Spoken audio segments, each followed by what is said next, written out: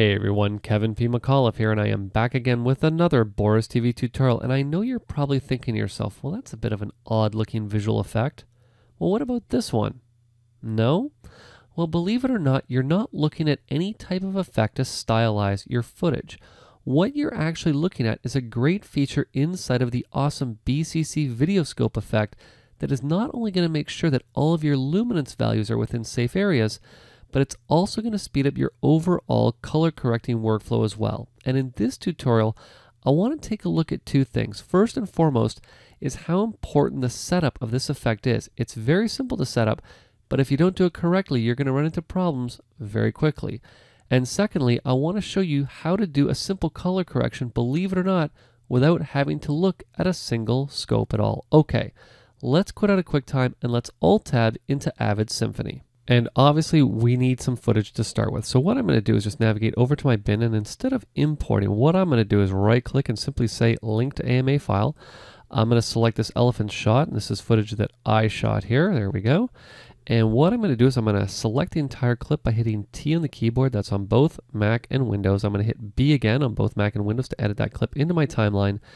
And now how most people apply Videoscope is they'll take the effect and drag it and drop it onto each shot that they want to take a look at, which in most cases is actually your entire timeline. And there's actually an easier way to do it than that. What I'm going to do is I'm going to press Ctrl and Y in Windows, Command and Y on the Mac to create a new empty video layer. What I'm going to do now is hit Ctrl and 8 on Windows, Command and 8 on the Mac, and I'm going to navigate down to the Videoscope effect, and that can be found inside of BCC 8, inside of Color and Tone, and it's located right down here at the bottom of the Color and Tone section, right here, Videoscope. And what I'm going to do is simply take it, and I'm going to drag it down and drop it onto this empty layer of video. What I can do now, you'll see nothing has happened, and the reason that nothing has happened is because I'm simply just not looking at the layer. There we go. There are my different scopes. Now in this tutorial, I'm only going to be using the Videoscope effect. So what I'm going to do is I'm actually going to come in, that's actually the waveform monitor that I'm going to use. What I'm going to do is I'm going to come into the effect here by simply stepping into effects mode. And in my case, stepping into effects mode is done by using Shift and Y. Now if you don't have effects mode mapped onto your keyboard, you can simply find it right here, or you can find it right here at the top of your timeline. So like I said, I'm going to be using the waveform monitor only. So what I'm going to do is just turn off the other scopes, and I'm going to turn up the scale. I'm just going to adjust the scale parameter here to make this scope pretty much as big as the screen, because I want to see what's going on here. Now most people would look at this and immediately think to themselves, well, you know what? I'm in good shape. Everything falls right here within 0 and 100 on my scope. So I'm all set to go. I don't even need to worry about this shot. This is fantastic. So what's going to happen is they're going to go through, they're going to edit their entire piece, they're going to export it, or send it to tape. They're going to send it off to the station, and the station's going to reject it, and they're not going to know why. They're going to say, what's going on? This Videoscope tells me that everything is fine.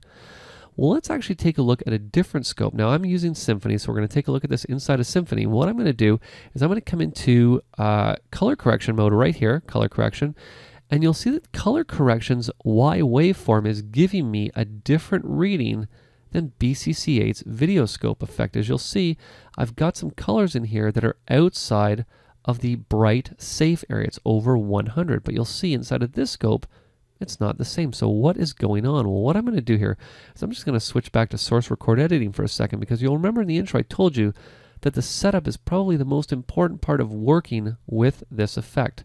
So what I'm going to do again, I'm going to step into effects mode, Shift and Y is my shortcut, or again, effects mode right here, effects mode right here. What we're going to do is just expand out our window a little bit here. And what I need to do first of all is I need to tell the effect that I'm actually working in 601 color space or luminance range right here. What I'm going to do is I'm going to drop that down, and you'll see right now the luminance range is set to RGB 0 to 255. What I want to do is actually set this up for D1 16 to 235 because I've captured this footage. You'll see as soon as I switch that, what I have now, if I switch back to the Symphony color correction mode, is you'll see if I look at the Symphony scope and I look at the scope from BCC 8's Videoscope effect, you can see they're now representative of each other. We have outside of legal here and here, outside of legal here and here. Very good. You'll see, like I said, setup, probably the most important thing. Once we have this setup, we can see we've got some issues going on with this footage. So let's simply switch back here to source record editing. Again, I'm going to step into effects mode. And what I want to do is I actually want to have a visual representation of what is going on. You'll remember in the intro I showed you the zebra bars and the magenta on top of the footage. Now, how did I actually get that there? What I'm going to do again is just expand out the effects editor, and you're going to see right down here towards the bottom of the effect inside of the effects editor, we have a section called Broadcast Safe. What I'm going to do is drop that down, and you're going to see the very first option we have is something called logging mode. Now, right now we're set to render only, but what's cool about the Videoscope effect is that we can actually have it log all of the problems with a specific shot. So you can actually get a text document that's going to tell you what parts of the shot are outside of legal limits. So you'll see a very cool request that was actually asked for by you guys that was implemented by the team working on this effect. Now in this case, what I'm going to do is I'm just going to leave this to render only, and what I want to make sure that I'm going to do is I'm going to highlight this on the scope, and what I want to do is on the highlight on source, for right now I'm just going to turn on the zebra pattern. Now once I have zebra pattern turned on, you're going to see if I come up and I turn the waveform monitor off, nothing's happening, everything is still the same. Well, that's because I actually have to tell the effect what is outside of a certain limit that I'm going to set.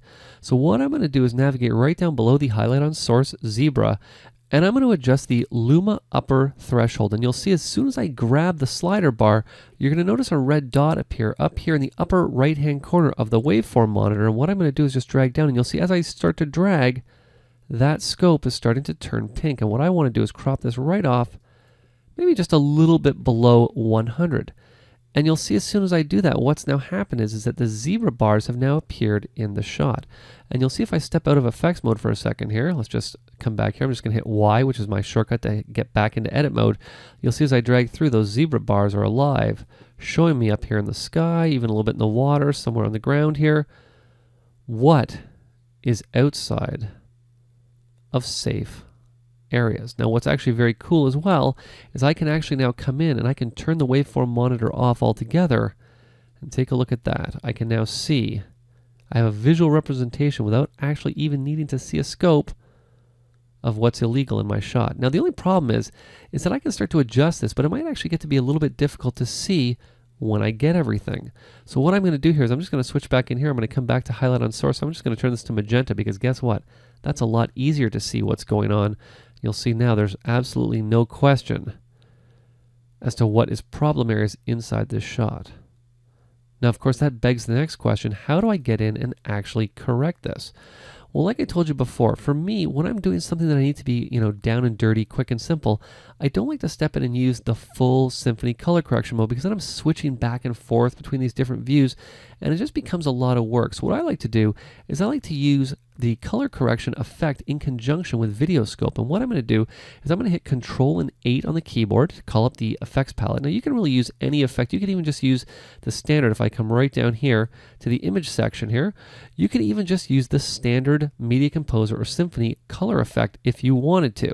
What I'm going to do is simply take the color correction effect. I'm going to drag it right down here. I'm going to drop it onto my footage. I'm going to step into effects mode. Again, you'll remember Shift and Y is my shortcut for effects mode. I'm going to come up here to the HLS section. I'm just going to activate it. I'm going to drop it down.